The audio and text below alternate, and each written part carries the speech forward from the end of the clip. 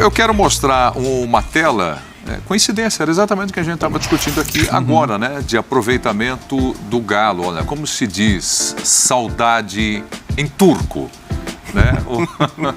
Quem diria, o Galo, desde a estreia do técnico Cuca, foi campeão brasileiro. Pô, não tá legal com o turco, então traz o Cuca de volta que agora vai. 16 jogos, 4 vitórias, 6 empates e 6 derrotas, só 37,5% de aproveitamento. 13 gols marcados. É muito pouco. E 15 gols sofridos, é muito gol sofrido. Os 15 acho que até vai, Preto. 0,93 por jogo, Birner. O Bubu lembrou agora aqui, são 3 jogos já sem marcar, né? Ceará, Flamengo e hoje Fortaleza 0-0. E com um nível criativo baixíssimo também. E hoje, assim, para entender a escalação inicial com Ademir, Sacha e Rubens e Zaratio e no banco Keno, Nacho e Pavon e companhia limitada, eu tive uma certa dificuldade de compreender. Tanto que no segundo tempo, quando tem as alterações, o time não dá espetáculo, mas melhora um pouco em termos de criação de chances, de se apresentar dentro da área pelo menos. Para quem perdeu pro começo do programa, o que me chamou a atenção foi um Fortaleza tão tímido, né? O Fortaleza aceitou praticamente nos 90 minutos essa posição de esperar, chamar o Atlético para o seu campo para tentar ter o contra-ataque, mas também não teve. Então, você está vendo aí uma boa chance no segundo tempo no primeiro tempo ainda que o Everson defendeu. A primeira finalização do Fortaleza, né? As 4 primeiras foram no lugar. Mas o jogo foi fraco de maneira geral, né? De um jogo de candidatos a Libertadores, acho que vai muito na direção do que o Bubu falou no começo. Quer dizer, hoje você tem uma briga por Libertadores que é uma briga dos times que são absolutamente medianos hoje. Todas as temporadas. Sendo assim. Todo mundo. Qual time está fazendo mais força para não ir à Libertadores? Porque são vagas demais, né? Mas esse jogo hoje foi um jogo, de fato, bastante decepcionante. Agora, matemática, o Atlético pega o Juventude agora e o Furacão pega o Palmeiras com time reserva. Então, o normal, se não der nenhum resultado absurdo na rodada, é o Atlético alcançar o Furacão e chegar, possivelmente, ao 6º lugar. Mas depois pega o São Paulo no Morumbi semana que vem, já na terça-feira, num confronto direto.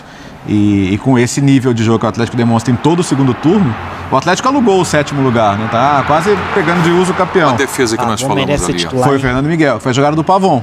Então, assim, hoje foi muito difícil entender as escolhas do Cuca no começo. E aí fica aquela coisa, não, mexeu bem, mas colocou os caras que...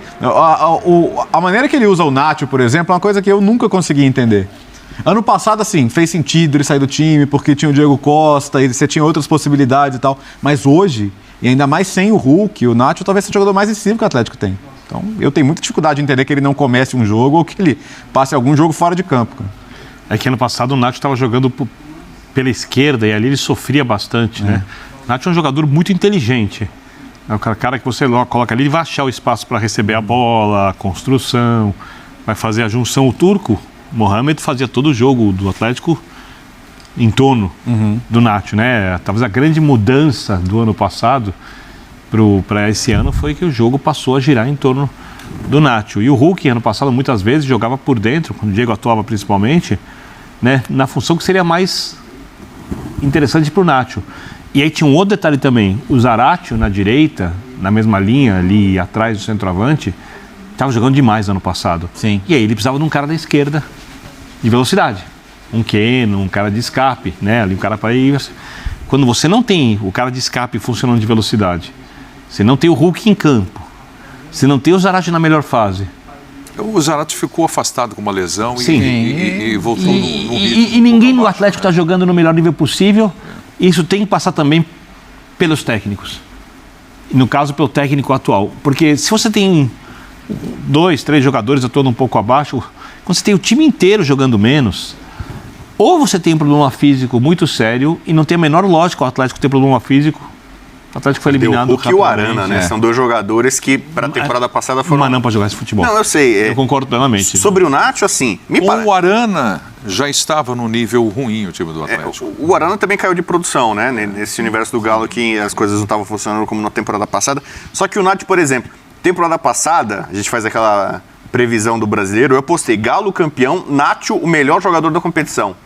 E na reta final ele perdeu espaço. Não sei o quanto que o Cuca não morre de amores por ele acabou indo pro banco, tava reserva e tal.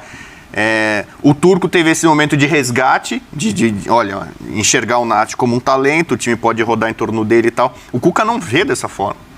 Então, o Cuca é uma figura muito imprevisível, né? Pro bem e pro mal, né?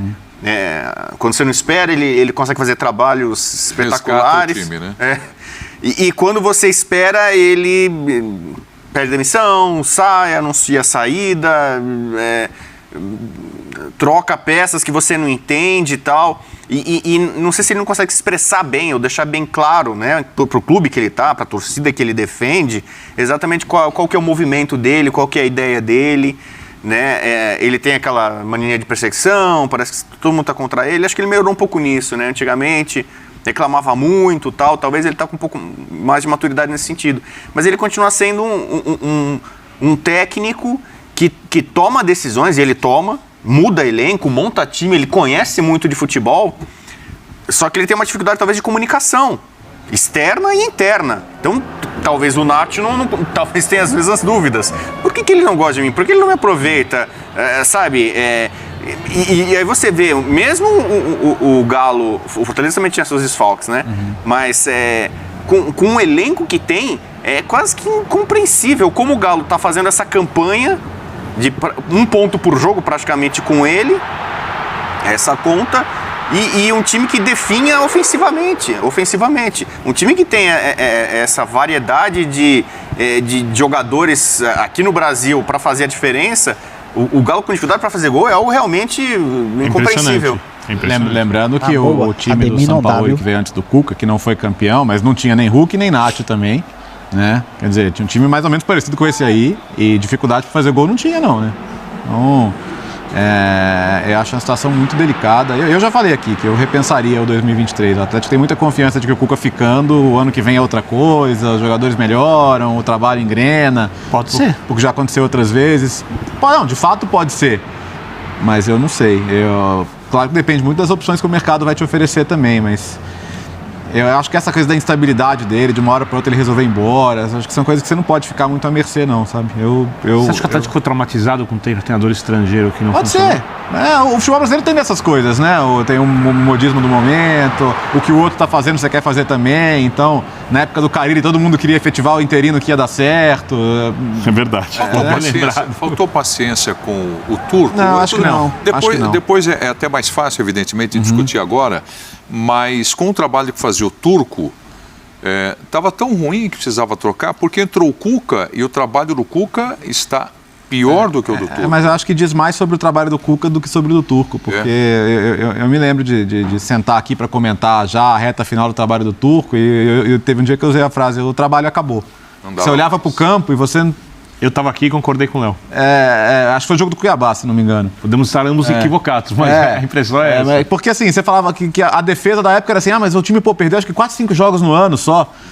Mas tudo bem, mas assim, a tendência, quando o trabalho vai piorando, é que daqui a pouco os resultados vão começar a espelhar o desempenho também. Então teve o jogo da eliminação com o Flamengo, por exemplo, que foi um jogo de uma postura meio inaceitável, assim, do time dentro do campo, né? Então eu acho que eu consigo entender ali a troca. O que eu tenho dificuldade para entender é uma queda tão brusca, assim, porque na minha cabeça o Cuca está numa situação muito confortável, porque o caminho só pode ser para cima, né? Claro. Mas eu estava redondamente equivocado sobre isso. Agora vem um estádio novo aí, hein? Vem um estádio novo para ser inaugurado. Libertadores é obrigação. É sonhar com Libertadores. Então, acho que a palavra obrigação normalmente ele é usada de maneira meio exagerada no futebol. O título brasileiro é obrigação e tal. Mas nesse caso, com o investimento que o Atlético tem, assim, ficar fora, não ir direto à fase de grupos já é um subdesempenho absurdo. E agora, ficar fora da competição como um todo seria um desastre. Tem perspectiva lá em Belo Horizonte de troca de jogadores, de elenco, de contratações, de gente que vai embora? Como é que tá? Estádio custa dinheiro, né? Não existe mágica financeira. Até porque você que já fez obra em casa sabe, o que está orçado, quando você vai colocar na ponta do lápis, sempre sai mais caro. Sempre tem custos adicionais, né? Atrasa Então, pra caramba. mas pelo menos vai ser inaugurado ano que vem, mas e acho que a perspectiva de contratações, ela não vai ser de buscar um jogador estrela, assim, vai ser... Será? Olha, eu acho que não. Eu acho que é o cara em fim de contrato, acho que é esse tipo. Você pode até fazer ótimas contratações de jogadores em fim de contrato. Esse ano, por exemplo, cometeram um equívoco gigantesco trazendo o Godin, que na Itália já não conseguia nem sair do lugar direito. Tanto previsível o equívoco. Era previsível que desse errado. Então isso me chamou a atenção, assim, a direção de futebol do Atlético esse ano cometeu os seus equívocos. Foi mal. Né? Ainda deu uma sorte do Júnior Alonso voltar da Rússia por causa da guerra, porque senão teria sido ainda mais desesperador. E no meio do ano veio o Gemerson, que tem até jogado bem. Mas eu não consigo imaginar uma grande mudança no elenco de uma maneira geral. Eu acho que o elenco deve ser esse aí com uma outra troca. Esperar que alguns jogadores... O Pedrinho, que chegou, machucou. O Allan Kardec, que até agora só entra no segundo tempo porque entendem que ele não tem volume para 90 minutos. Eu acho um jogador útil. Também acho. E já fez alguns gols importantes esse ano. Mas eu não vejo uma grande reformulação no elenco para o ano que vem, não. Deve ser mais ou menos isso aí mesmo.